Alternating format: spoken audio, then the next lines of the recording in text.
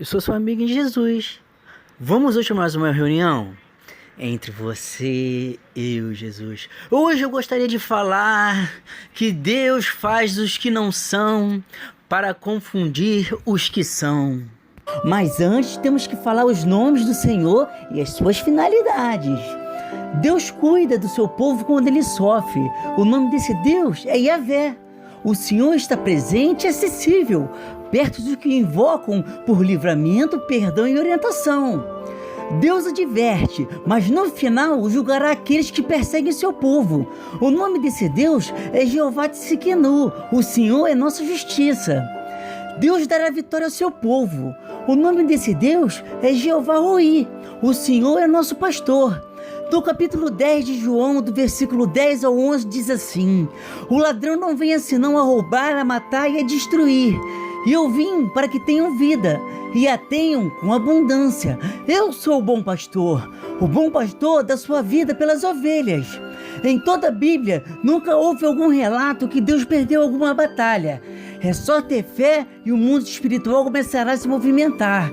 O nome desse Deus é Jeová Sabaote, o Senhor dos Exércitos, também conhecido como General dos Generais.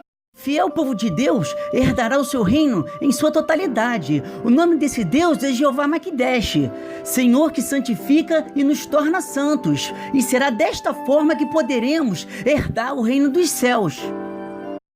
No livro de Atos, capítulo 9, dos versículos 1 ao 5, diz assim: enquanto isso, Saulo ainda respirava ameaças de morte contra os discípulos do Senhor. Dirigindo ao sumo sacerdote, pediu cartas para as sinagogas de Damasco, de maneira que, caso encontrasse ali homens ou mulheres que pertencessem ao caminho, pudesse levá-los presos para Jerusalém. Em sua viagem, quando se aproximava de Damasco, de repente brilhou ao seu redor uma luz vinda do céu. Ele caiu por terra e ouviu uma voz que dizia: Saulo, Saulo, por que você me persegue? Saulo perguntou: quem és tu, Senhor? Ele respondeu: eu sou Jesus, a quem você persegue. No livro de Atos, capítulo 9, dos versículos 8 ao 15, diz assim: Saulo levantou do chão e, abrindo os olhos, não conseguia ver nada. E eles o levaram pela mão até Damasco. Por 3 dias ele esteve cego, não comeu nem bebeu. Temos sempre que entender como Deus opera. Ele derrubou Saulo, o comandante que tinha sede de perseguição contra os judeus. Mas como sempre, Deus estará em nosso favor. Saulo estava abatido e no deserto, onde o plano de Deus inicia na vida de Saulo, como perseguidor, a cego e por último, como apóstolo de Deus. Em Damasco havia um discípulo chamado Ananias. O Senhor o chamou numa visão: Ananias. Eis-me aqui, Senhor, respondeu ele. O Senhor disse: vai à casa de Judas, na rua chamada Direita, e pergunte por um homem de Tarso chamado Saulo. Ele está orando. Numa visão, viu um homem chamado Ananias, que chegou a colocar a mão nos seus olhos para que voltasse a ver. Respondeu Ananias: Senhor, tenho ouvido muita coisa a respeito desse homem e de todo o mal que ele tem feito aos teus santos em Jerusalém. Ele chegou aqui com autorização dos chefes dos sacerdotes para prender todos que invocavam o teu nome. Mas o Senhor disse a Ananias: vá, este homem é meu instrumento escolhido para levar o meu nome perante os gentios e seus reis, e perante o povo de Israel. Na passagem de Jeremias, capítulo 18, dos versículos 3 ao 8, demonstra como Deus opera na vida de cada um. E a palavra diz: então fui à casa do oleiro e o vi trabalhando com a roda, mas o vaso de barro que ele estava formando se estragou em suas mãos. Ele o refez, moldando outro vaso de acordo com a sua vontade. Então o Senhor dirigiu-me a palavra: ó comunidade de Israel, será que não posso eu agir com vocês como fez o oleiro? Pergunta o Senhor. Como o barro nas mãos do oleiro, assim são vocês nas minhas mãos. Se em algum momento eu decretar que uma nação ou reino seja arrancado E se essa nação que eu adverti converter da sua perversidade, então me arrependerei e não trarei sobre ela a desgraça que eu tinha planejado. A supremacia e o poder de Deus pode ser representado no livro de Isaías, no capítulo 43, versículo 13. Desde os dias mais antigos, eu sou. Não há quem possa livrar alguém de minha mão. Agindo eu, quem impedirá? Saulo de Tarso recebeu um novo nome chamado Apóstolo Paulo e uma nova identidade. Em Filipenses, 1º capítulo, versículos 5 e 6 diz assim: por causa da cooperação de vocês, tem dado ao Evangelho, desde o primeiro dia até agora, estou convencido de que aquele que começou a boa obra em vocês vai completá-la até o dia de Cristo Jesus. Por mais que venhamos desistir, eu tenho uma palavra para você, minha amada e meu amado. Deus nunca desistirá de você. Quantos livramentos de morte Deus pode ter interferido sem que saibamos? Deus é bom, Deus é misericordioso e fiel para cumprir aquilo que Ele prometeu, a promessa da vida eterna. Administrar o tempo para Deus. Em Eclesiastes capítulo 3, versículo 17, diz assim: eu disse no meu coração, Deus julgará o justo e o ímpio, porque há um tempo para todo propósito e para toda obra. Este versículo diz a respeito de dois julgamentos: o tribunal de Cristo e o julgamento do grande trono branco de Deus.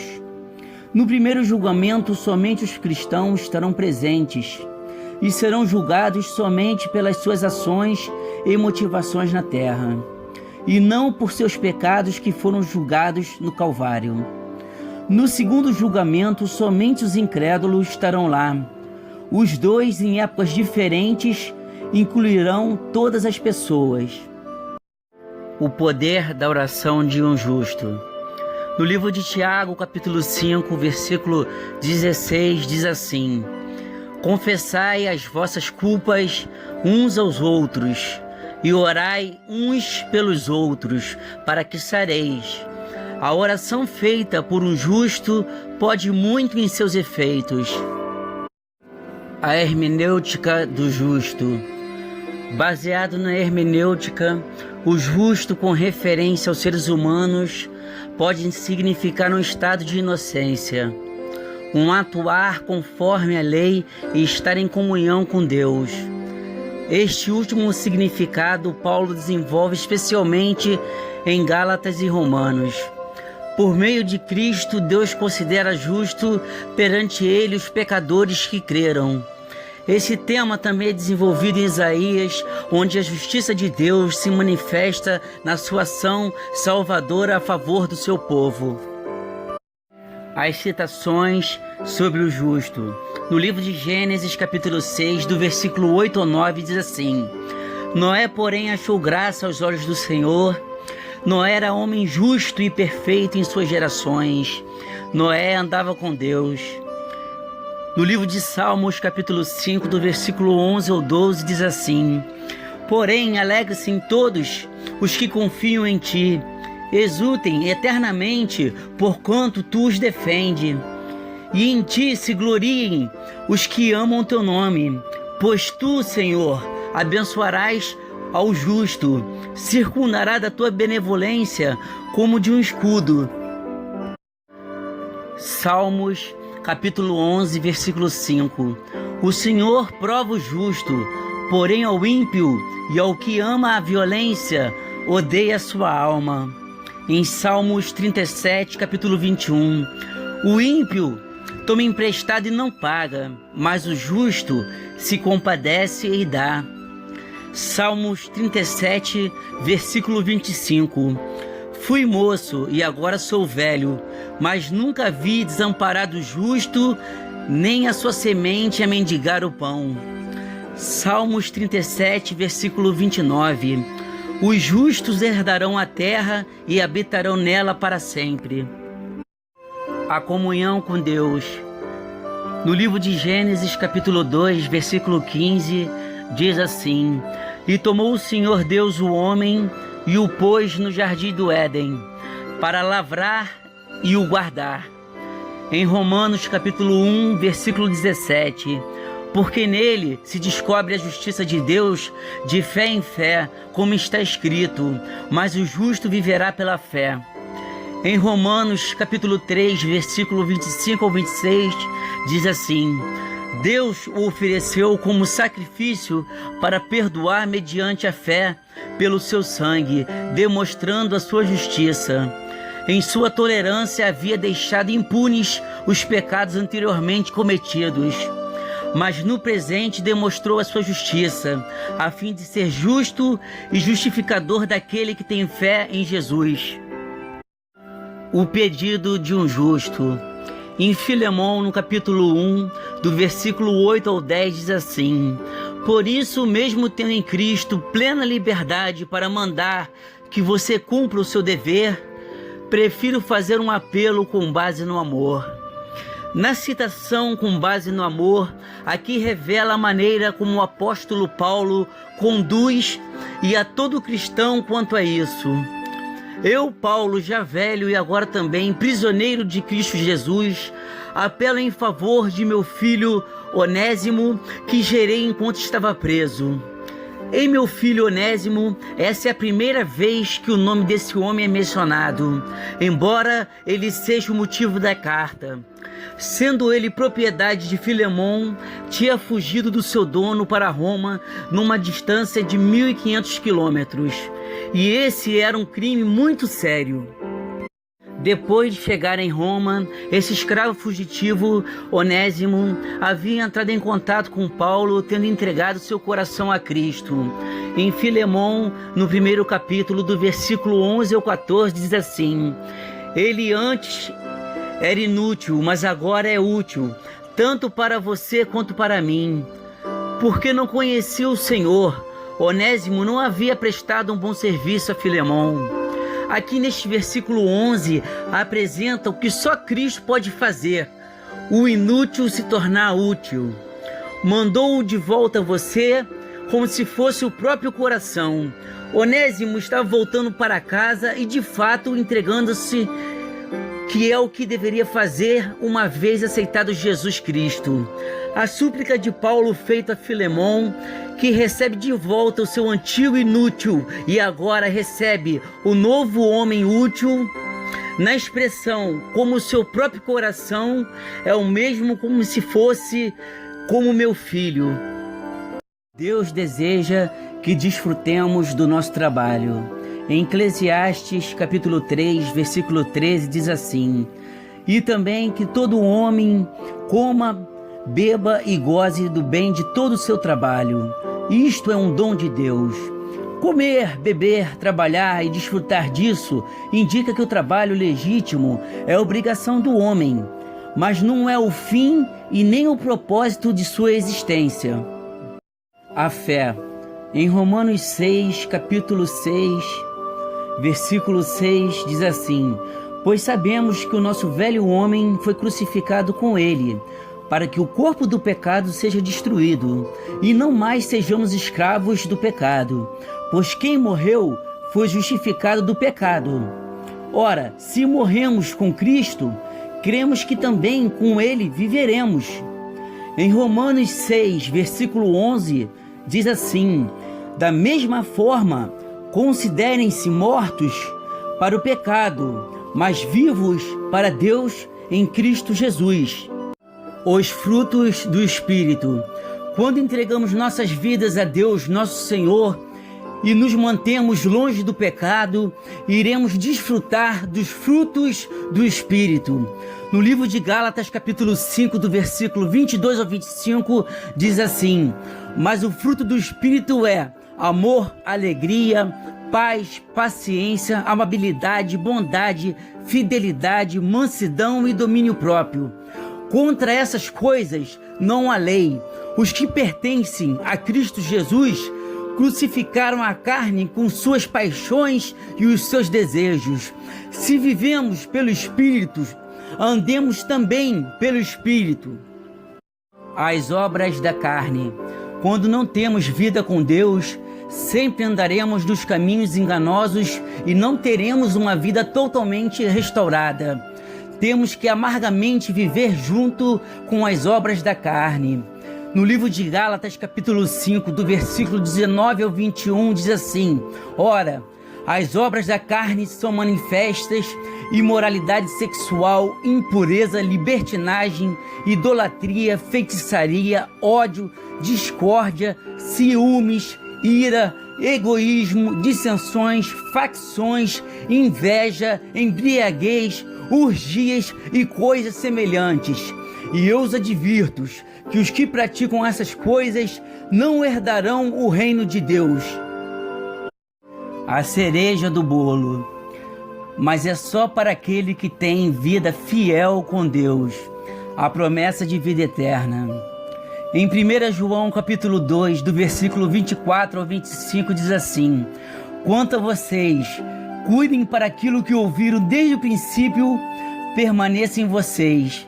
Se o que ouviram desde o princípio permanecer em vocês, vocês também permanecerão no Filho e no Pai. E esta é a promessa que Ele nos fez, a vida eterna. A importância da palavra de Deus.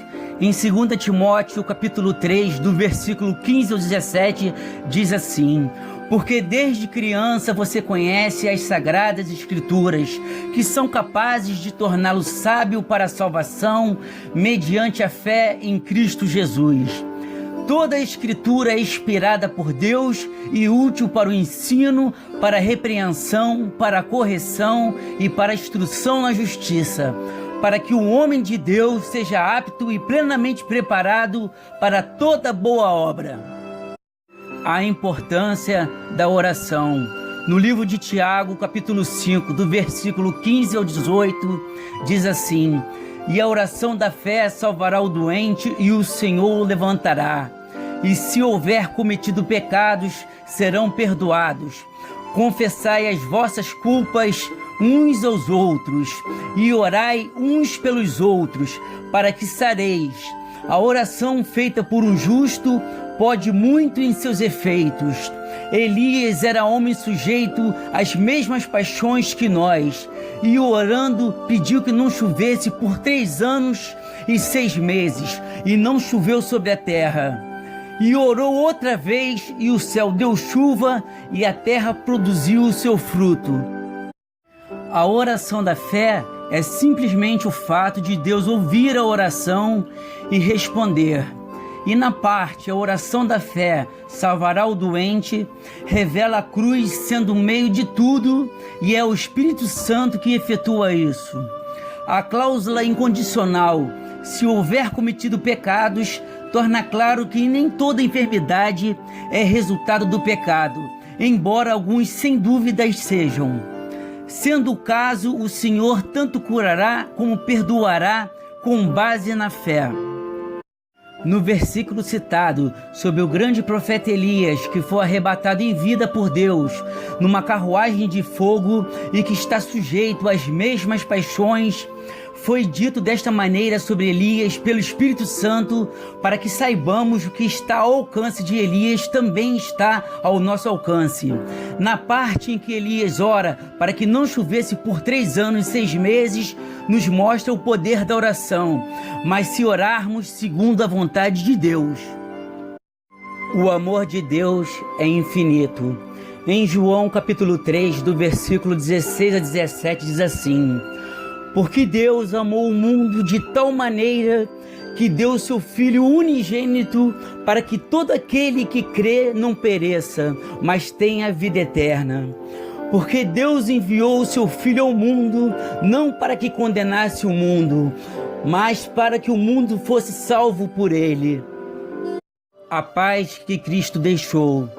No livro de João, capítulo 14, do versículo 26 ao 27, diz assim: Mas o Conselheiro, o Espírito Santo, que o Pai enviará em meu nome, ensinará todas as coisas e fará lembrar tudo o que eu disse.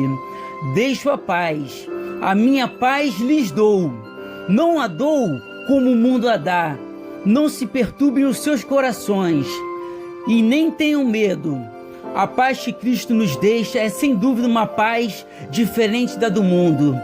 Essa paz demonstra uma paz em meio às guerras, uma paz de domínio próprio quando somos provados, uma paz junto à mansidão, uma paz no perdão, uma paz em meio às tribulações, uma paz quando somos acusados. Essa é a paz que só aquele que crê na cruz e no que Jesus fez nela por nós pode ter. A cruz e Cristo.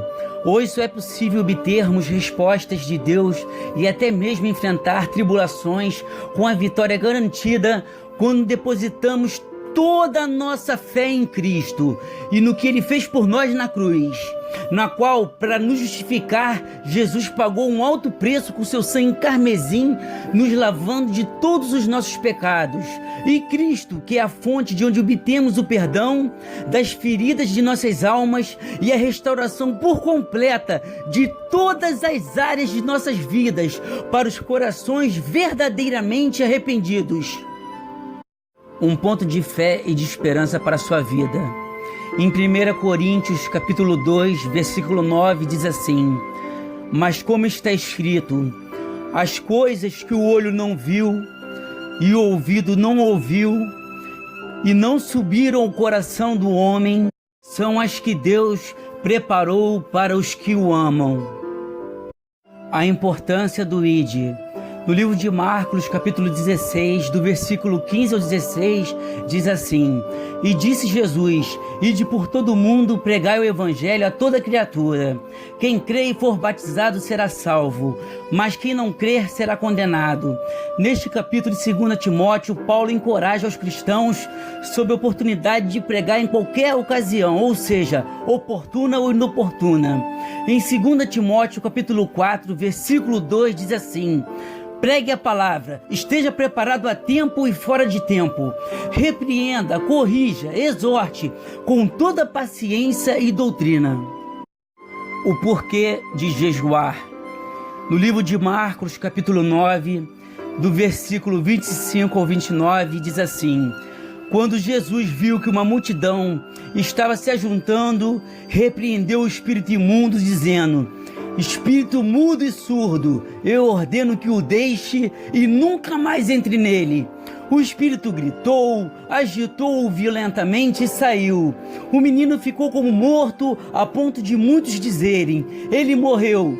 Mas Jesus tomou pela mão e o levantou, e ele ficou em pé. Depois de Jesus ter entrado em casa, seus discípulos lhe perguntaram em particular: por que não conseguimos expulsá-lo? Ele respondeu: essa espécie só sai pela oração e pelo jejum. Entendimento eclesiástico para que a nossa fé não morra. Apesar de muitas das vezes no templo praticarmos o ato da boa vizinhança e querermos agradar ao pastor ou ao padre, temos que ter a convicção de que o cordão umbilical deve estar somente ligado na cruz e no que Jesus fez nela por nós. Muitos cristãos se perderam no meio da caminhada por causas que certamente Deus não foi e nunca será o culpado. As pessoas se baseiam nos pecados do homem, que já tem a sua tendência pecaminosa, e praticam seus pecados ocultos, onde Deus não coabita em meio desta situação. Igreja é um lugar de vários degraus, onde cada um, com sua fé e sua obediência ao Senhor, se mantém no caminho da fé e da salvação e avançam degrau por degrau, ao chegar ao ponto do Espírito Santo nos purificar e nos santificar. Então não devemos nos decepcionar e nem permitir que isto nos afaste do amor de Cristo. Voto de fé. Quero agora te convidar a fazer um voto de fé em 4 etapas e veremos como Deus nos ama e é misericordioso. Na primeira etapa, devemos sempre confiar em Deus no que fará ou no que pode fazer. Isso se chama fé e é através dela que poderemos ser salvos. Em Mateus capítulo 26, versículo 41 diz assim: vigiai e orai, para que não entreis em tentação. Na verdade, o espírito está pronto, mas a carne é fraca. Devemos diariamente ler a palavra, pois é através dela que alimentaremos a nossa fé. Na segunda etapa, nosso Deus é um Deus ciumento. Não pode haver idolatria. E ela pode acontecer de várias formas diferentes. Pelo simples fato de ficar o dia inteiro em redes sociais e não sabermos administrar o tempo para Deus, é um exemplo, entre outros, de idolatria. Na terceira etapa, devemos aceitar a conversão, onde o velho homem morrerá e nasceremos de novo como filhos de Deus através do batismo. E o nosso nome estará escrito no livro da vida, de onde prestaremos contas no dia do juízo final. Então agora o pecado não habita mais em nós, e sim o Espírito Santo. E já sabendo que temos a tendência à natureza pecaminosa, devemos ir para o joelho dobrado e pedir perdão ao Senhor. Sabemos que no início pode parecer difícil, mas ao perseverar e começarmos a ter experiências com Deus, te garanto que nunca mais nos afastaremos dos caminhos do Senhor. Em Romanos, no capítulo 8, versículo 35, diz assim: quem nos separará do amor de Cristo? Será tribulação? Ou angústia? Ou a perseguição? Ou a fome? Ou a nudez? Ou perigo? Ou espada? Na quarta etapa, se diz sobre a importância de jejuar. Ela pode ser de diversas formas diferentes, não apenas ficar um dia sem comer, porque entendemos que muitas pessoas, por questões de saúde, não podem assumir este tipo de compromisso. Mas podemos, por exemplo, ficar sem acessar redes sociais, deixar de fazer algo que gostemos. Isso também é uma forma de jejuar. Quero agora orar pela sua vida. Abaixem suas cabeças, fechem os seus olhos, coloque sua mão no seu coração, permita que o Espírito Santo possa visitar o teu coração. Permita agora que o Espírito Santo possa sondar as suas necessidades. Permita agora que o Espírito Santo, no qual convence o homem do pecado, possa interceder por você perante ao Pai. Oremos então. Pai amado, Pai querido, é na Tua presença, meu Senhor, que agora estamos aqui, meu Pai, prostrados diante de Ti, Senhor. Pai amado, Pai querido, eu só posso levar a mensagem até o ouvido, mas quem leva do ouvido até o coração é o Espírito Santo.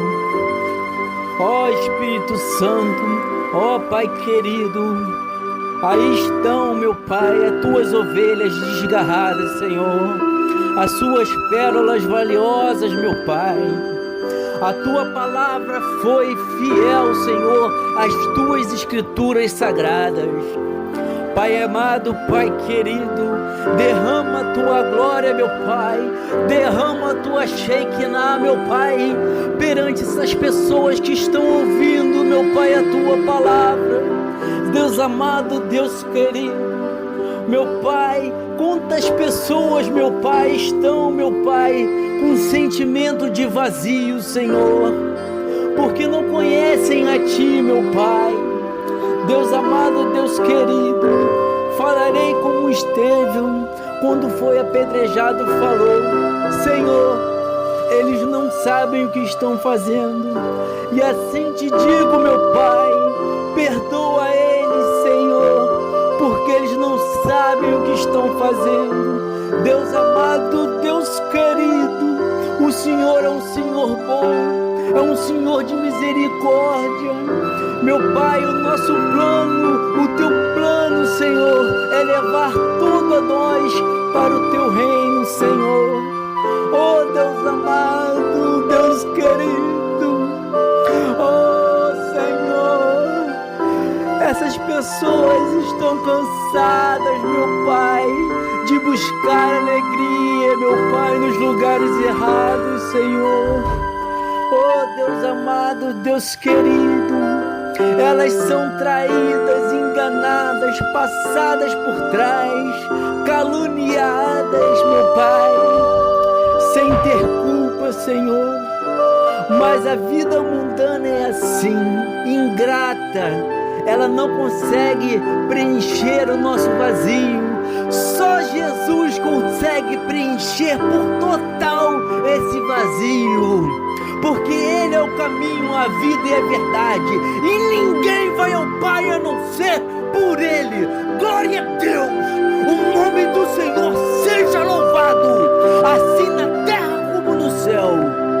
Então, meu irmão, minha amada, aqui está a oportunidade, de vocês fazerem um acordo com Deus, de se arrependerem e ter a salvação e ter por último a vida eterna, que é a maior promessa que Jesus nos fez, a promessa da vida eterna. E assim te agradeço, já confiante na vitória, em nome do nosso Salvador Jesus.